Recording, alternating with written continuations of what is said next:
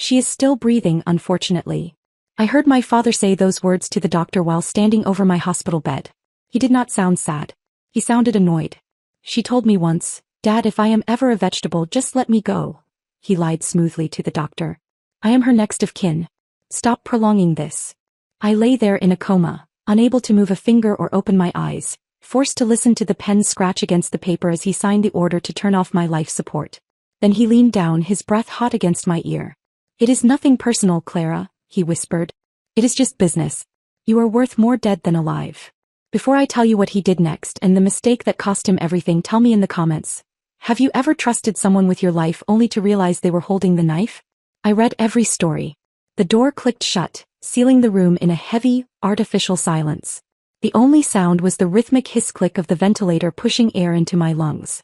Panic is a cold thing when you cannot move. It started in my chest, a scream building in my throat that I physically could not release. I tried to thrash, to open my eyes, to tear the tubes out, but my body was a heavy stone casing. I was locked in, awake, aware, and utterly paralyzed. But my mind was working at high velocity. My name is Clara Sterling. I am 32 years old and I do not hunt criminals with a badge. I hunt them with spreadsheets. As a forensic auditor, I have spent the last decade tracking dirty money through shell companies and hidden offshore accounts. I know how to sit in a room full of liars and spot the one person sweating too much. I know how to listen to what is not being said. And right now I was on the most important stakeout of my life. I heard the scuff of expensive leather shoes on the linoleum. My father had not left. He was pacing. The performance of the grieving parent had vanished the second the doctor walked out. "Pick up," he hissed. The sound of a call connecting. "It is me. I am at the hospital." Pause. Then his voice dropped, tight with a desperation that vibrated through the bed frame. "I know what I said, Marco. You will have it. Monday. Yes, all of it. $850,000. He was walking closer. I could smell his cologne, sandalwood and stale scotch. "The situation has resolved itself," he said into the phone. "The doctor just signed the paperwork. It is a matter of hours. The insurance payout is immediate upon certification of death." I checked the policy. He laughed then. It was not a happy sound. It was the sound of a man who had just dodged a bullet by pulling someone else in front of it. "Yeah, Rebecca is waiting in the car. She is keeping the engine running in case I need a quick exit. He knows the plan. Just give me until Monday." He hung up. The room went quiet again. I felt his presence looming over the bed. He was not holding my hand. He was not saying goodbye. He was tapping his finger against the plastic railing of the bed, a nervous, rhythmic tap-tap-tap. He was doing the math. Most people think evil is passionate, a crime of heat and rage. But I know better. True evil is cold. It is a calculation. To a normal father, a daughter in a coma is a tragedy. To a narcissist like Donald Sterling, I was just a ledger entry that had fallen into the red. I could almost see the equation running through his head. On one side, the cost of keeping me alive. The experimental neurosurgery I needed would cost $150,000. Long-term care? Thousands more a month. I was a liability. A depreciating asset draining his resources. On the other side, my life insurance and the property deeds he thought he could access. $2.5 million. Liquid capital. Immediate solvency. The math was simple. As long as my heart was beating, I was an expense he could not afford. But dead? I was the solution to all his problems. I was the check that would clear his gambling debts and keep his knees intact. He sighed, a long, impatient exhale. "Hurry up, Clara," he muttered to the beeping monitor. "I do not have all day." He thought I was helpless. He thought I was already gone. But he forgot who he raised. I was not just a victim lying in a bed. I was a vault of evidence, and he had just given me the combination. I focused on the darkness behind my eyelids. I did not need to move to fight him. I just needed to wait. Because sooner or later, every criminal makes a mistake in the paperwork. The door opened again. It was Dr. Evans. He did not look like a doctor anymore. He looked like an executioner who hated his job. He was carrying a tray, the extubation kit. He moved to the side of the bed, checking the monitors with a heavy sigh. My father stood up, smoothing his suit jacket, ready to watch the show. "It is time," Dr. Evans said quietly. "We will turn off the ventilator first. It should be peaceful." Peaceful. Suffocating to death while your father checks his watch is many things, but peaceful is not one of them. Panic flared again, but I shoved it down. Panic consumes oxygen. I needed focus. I needed one single movement.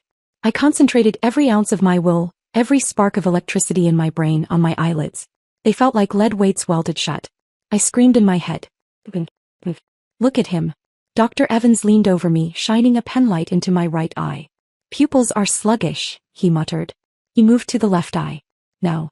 I did not just open them. I fought the paralysis with everything I had. I locked my gaze onto his.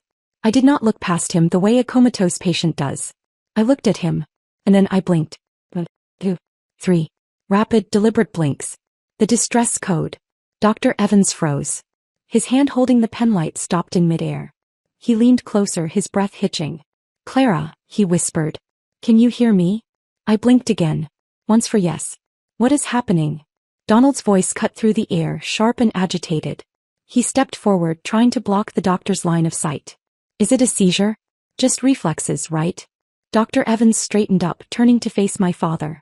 The look on the doctor's face was not professional detachment anymore. It was suspicion. That was not a reflex, Mr. Sterling. She tracked the light. She responded to a verbal command. You are imagining things, Donald snapped, his mask slipping. She is gone. You said so yourself. Let us just get this over with. I cannot, Dr. Evans said, his voice hardening.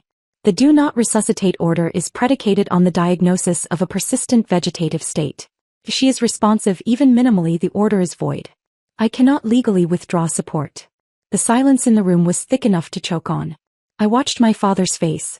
For a split second I saw the raw, naked rage. He looked like he wanted to grab the scalpel from the tray and finish the job himself. Then the mask slammed back into place. Oh, thank God, he cried out, his voice cracking with a performance worthy of an award. He grabbed the doctor's hand, shaking it aggressively. It is a miracle. My little girl is still in there. She is, Dr. Evans said, pulling his hand away. He did not buy it.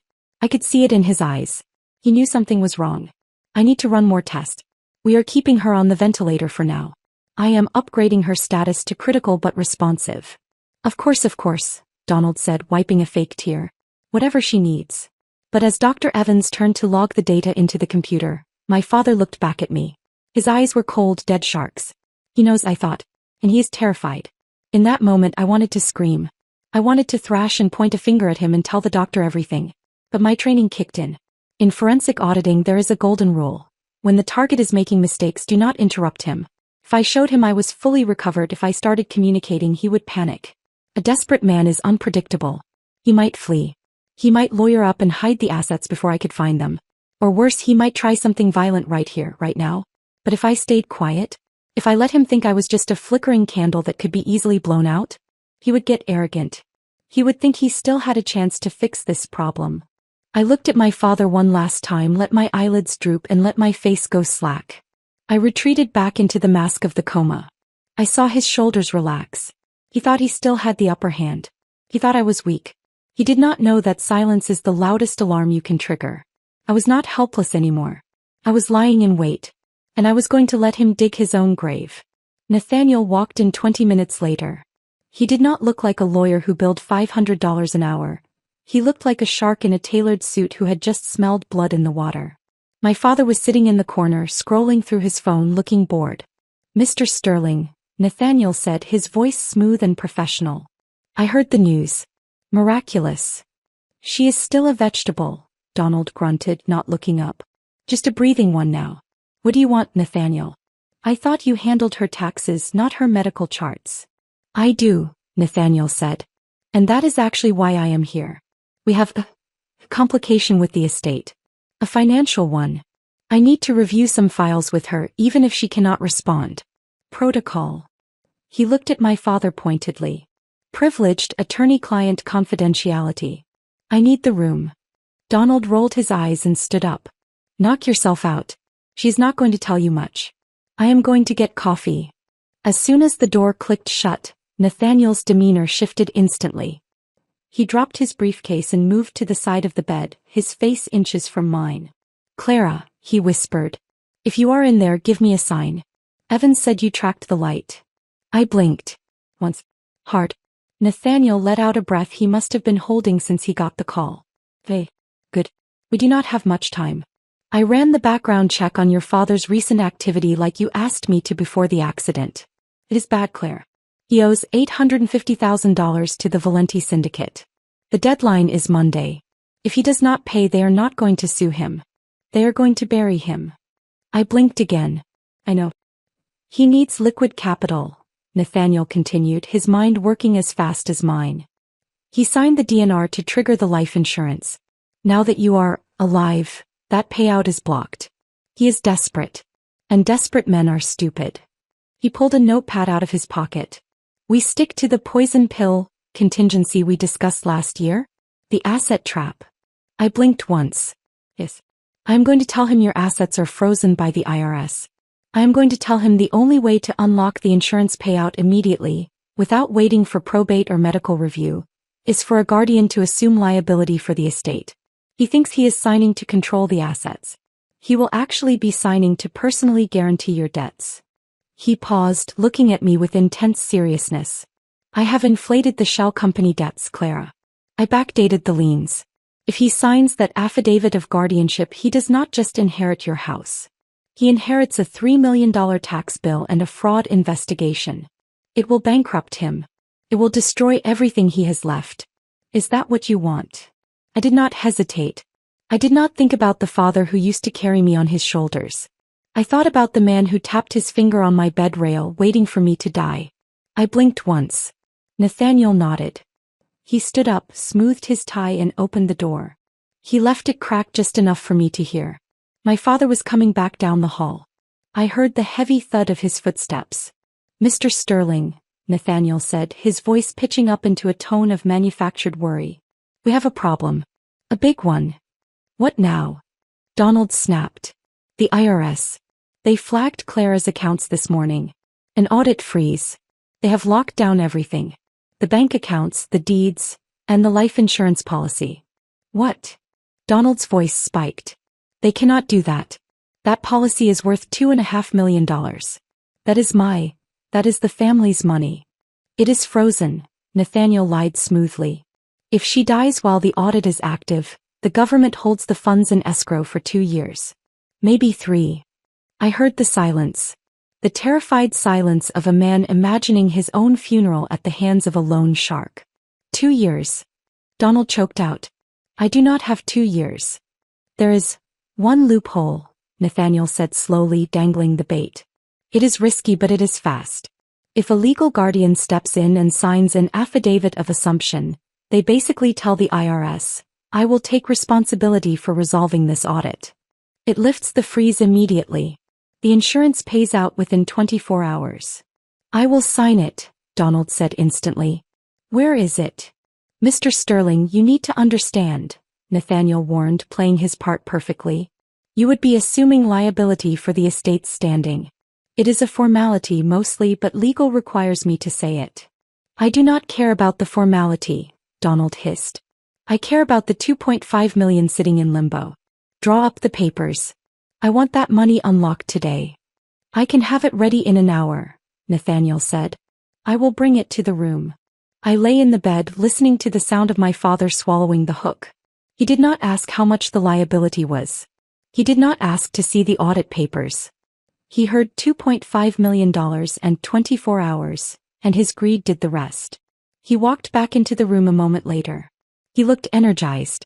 Manic almost. He came to the side of the bed and patted my hand.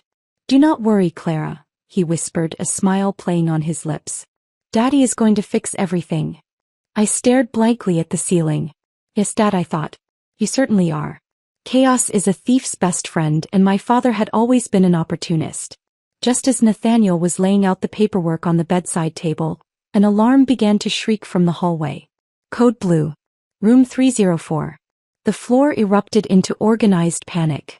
I heard the thud of running shoes, the clatter of a crash cart being wheeled at full speed, and the shouting of orders. I need to check on that, Dr. Evans stammered, looking torn. Go, Nathaniel said, waving him off. We are just signing papers. Dr. Evans ran out. Nathaniel turned to his briefcase to retrieve a pen. That was the moment. Through my slitted eyelids I saw Donald move. He did not look at me. He looked at the open door. The crash cart for room 304 had been abandoned momentarily just outside my room as nurses cleared the doorway. He stepped out. 2 seconds later he stepped back in. He slid his hand into his jacket pocket. It was a smooth motion, practiced, but his hands were shaking. He had swiped a vial and a syringe. I knew exactly what was on those carts. Potassium chloride. It stops the heart instantly. Looks like a cardiac arrest. It leaves no trace if you do not know to look for it. He sat down, wiping sweat from his upper lip. His phone buzzed on the metal tray table. The screen lit up, close enough for me to read the notification through my lashes. Unknown sender. 45 minutes. Or we take your knees. He stared at the message. The color drained from his face, leaving it gray and clammy. He was not just greedy anymore, he was a cornered animal. Here is the affidavit, Nathaniel said, placing the document in front of him. Sign here and initial the liability clause at the bottom. Once this is filed, you are the legal guarantor of the estate. The freeze lifts. The funds are yours to manage. Donald barely glanced at the paperwork. His eyes locked onto the bold number at the top, $2,500,000, and he signed. Scratch, scratch, scratch. The sound of a man sealing his own financial execution. I remembered being 18, discovering my savings gone after he forged my name for an investment. Family money, he'd said. Now he was inheriting that family debt. Done, he snapped, pushing the papers to Nathaniel. The door shut. Silence settled. Donald locked it. I realized then he did not just want the payout. He needed it now. He pulled out a syringe. You should have stayed out of this, Clara, he whispered, approaching my fore. Do one last favor for your dad. He thought I was helpless. He was wrong. I snapped my eyes open. He froze. Slowly, I lifted my hand, revealing the red emergency call button hidden in my palm, and slammed my thumb down. Beep, beep, beep. The door burst open. Nathaniel entered with a man holding a tablet. Step away from the patient, Nathaniel said. Donald spun. She woke up. I was helping. Helping her with potassium chloride? The man asked, turning the screen toward him. Live footage. The syringe. The whisper. You're on the cloud, the investigator said. You can't erase this. Donald dropped the needle. Police stormed in moments later. He collapsed instantly. It wasn't me. Rebecca told me. She's in the car. Cuffs snapped shut. Nathaniel leaned toward me. It's over. I closed my eyes, this time in peace. 2 weeks later, I faced him through prison glass. He looked ruined. Get the insurance, he begged. I control the estate. You didn't read it, I said. What? You signed liability, not ownership. I explained the shell companies, the liens, the $3 million trap. Nathaniel was liquidating everything he had. You have nothing, I finished. And Rebecca? Arrested. She blamed you first. He slammed the glass. I'm your father. I paid you with 32 years of silence. The accounts closed. I hung up. His assets paid for my surgery. The rest went to victims of financial abuse. 6 months later, I opened Sterling Forensic Accounting, helping people uncover the money their abusers hide. Freedom costs something. It's worth every cent. That night, I deleted his number. The ledger was finally balanced. If you've ever had to outsmart a monster to survive, share this story. Someone may need it.